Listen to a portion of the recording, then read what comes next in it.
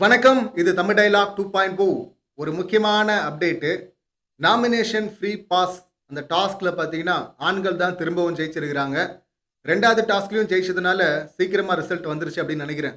3 task வச்சிருந்தாங்கன்னா, வீக்கெண்ட்ல தானே அது வரும். ஸோ, இப்ப ஆண்கள் தான் ஜெயிச்சிருக்கிறாங்க. நேத்து ஒரு டாஸ்க் ஜெயிச்சிருந்தாங்க. இன்னைக்கு ஒண்ணு ஜெயிச்சிருக்கிறாங்க போல இருக்கு. ஜெயிச்சது ஓகே. சந்தோஷமான விஷயம். நல்ல விஷயம் அவங்களுக்கு. ஆனா, அந்த பாஸ யாருக்கு குடுக்குறது அப்படிங்கிறது ரொம்ப முக்கியம்ல. அப்படி பார்க்கும்போது சொதப்பிட்டாங்க அப்படின்னு தான் எனக்கு சொல்ல தோணுது. மொத்தம் 6 பேர் வந்து நாமினேஷன்ல வந்திருக்கிறாங்க. பழைய கண்டஸ்டன்ட் அப்படின்னு பார்த்தீங்கன்னா, முத்துக்குமரன், விஷால், அருண். இப்ப புதுசா போன வைல்ட் கார்ட் அப்படின்னு பார்த்தீங்கன்னா, ரயான், ராணவ், சிவகுமார். இந்த 6 பேரு. இதுல யாருக்கு குடுக்கணும்? ஃபர்ஸ்ட்டு நீங்க முதல் பாஸே பார்த்தீங்கன்னா, அருண்குமாருக்கு குடுத்தாங்க. அடுத்து ரஞ்சித்துக்கு குடுத்தாங்க. அடுத்து தீபக் குடுத்தாங்க. ஸோ இதுவரை 3 பேருக்கு பாஸ் குடுத்திருக்கிறாங்க. போன முறையே ராணவ் வந்து போட்டிக்கு வந்தாரு. ஆனா, "நீ குரூப்ல டூப்புப்பா, தள்ளுப்பான்ட்டாங்க." அவரு ஓட்டு எண்ணிக்கை நடத்தும்போது பார்த்தீங்கன்னா, அவர் ஓட்டு மட்டும் தான் அவருக்கு வந்தது அப்படின்னு நெனைக்கிறேன். முத்துக்குமரன் அப்ப சொன்னாரு, "இந்த முறை உனக்கு பெரிய ஸ்பேஸ் கிடைச்சிருச்சு. நிச்சயமா நீ போமாட்ட" அப்படின்னு சொல்லியிருந்தாரு. அதேபோல வெளியும் பார்த்தீங்கன்னா, மிகப்பெரிய சப்போர்ட் கிடைச்சது. ராணவ் போல. இப்ப அத விடுங்க. பழைய கண்டஸ்டன்ட் அப்படின்னு வந்தோம்னா, முத்துக்குமரன், விஷால், அருண் இருக்கிறாங்க. அருணுக்கு குடுத்துட்டதுனால, அருண இப்ப லிஸ்ட்ல வைக்க முடியாது. எடுத்துருவோம். இப்ப மிச்சம் 2 பேர் இருக்கிறாங்க. முத்துக்குமரன் முன்னாடியே ஒரு விஷயம் சொல்லியிருந்தாரு.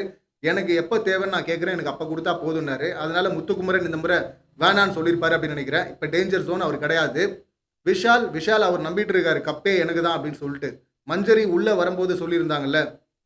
முத்துக்குமரன் பார்த்தீங்கன்னா, டைட்டிலை நோக்கி விளையாடுறான். விஷால் பார்த்தீங்கன்னா, டைட்டில் எனக்கு தான் நெனச்சுக்கிட்டு விளையாடிட்டு இருக்கிறான் அப்படின்னு. ஸோ அந்த நெனப்புல இருக்கிறதுனால வேணான்னு சொல்ட்டாரு போல இருக்கு.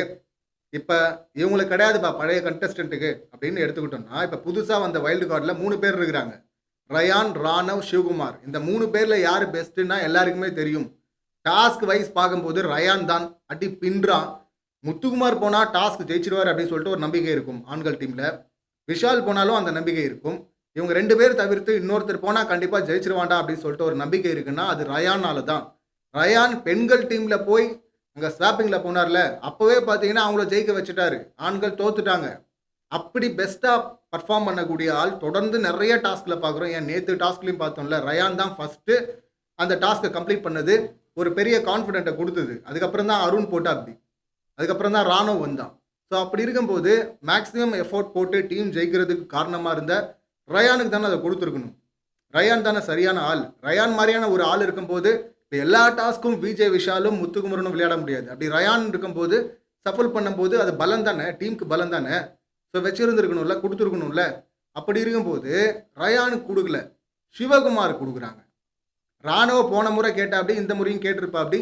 ஓட்டுன்னு வரும்போது ராணுவுக்கு போட மாட்டாங்க. ராணுவ வந்து ஃபீமேல் விமென்ஸ் டீம்ல வந்து ஃபர்ஸ்ட்டு தர்ஷா குப்தா இருந்தாங்கல்ல, அவங்கள மாரி இங்க ஆண்கள் டீம்ல இவரு சொந்த டீம்க்கே டார்ச்சரு அப்படின்னு சொல்லிட்டு ஓட்டு போட வாய்ப்பு கிடையாது. ஓகே.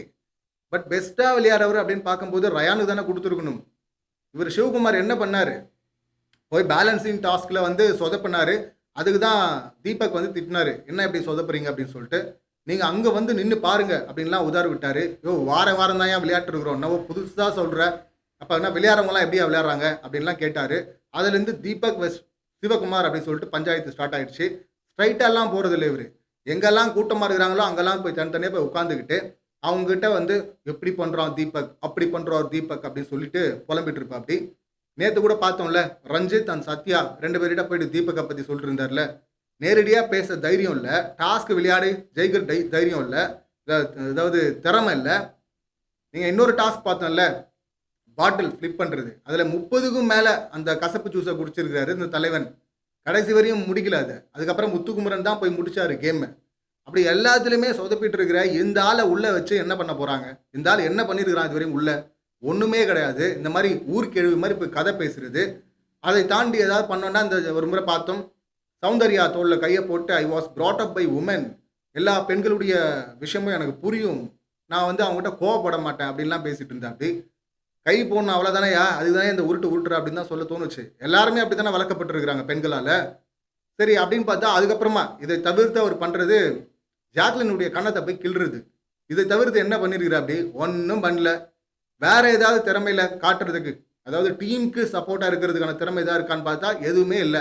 எல்லாம் வேஸ்ட்டு. இந்த மாரி டீமுக்குள்ள போய் காக்கா புடிக்கிற வேலைய பார்த்துட்டு இருக்கிறாப்படி, ஊரு கேள்வி வேலைய பார்த்துட்டு இருக்கிறாப்படி. அப்புறம் எதுக்கு இந்த கண்டஸ்டன்ட்க்கு இத குடுக்கணும்? ஆனால் கொடுத்துருக்குறாங்க. ஏன்னா விஜே விஷாலன் தலைமையிலான அணி தான் இதை பண்ணியிருக்கும். அந்த அடிமைகள் அதிகமாக இருக்கிறதுனால அவன் என்ன முடிவு பண்ணுறான்னா, இந்த காக்கா பிடிக்கிற அடிமையை வச்சுக்கலாம், இப்போ ரயானந்த் தான் அவன் போட்டியாக வருவான் அப்படின்னு நினச்சி சிவகுமார் கொடுத்துருக்குறாங்க அப்படின்னு நினைக்கிறேன்.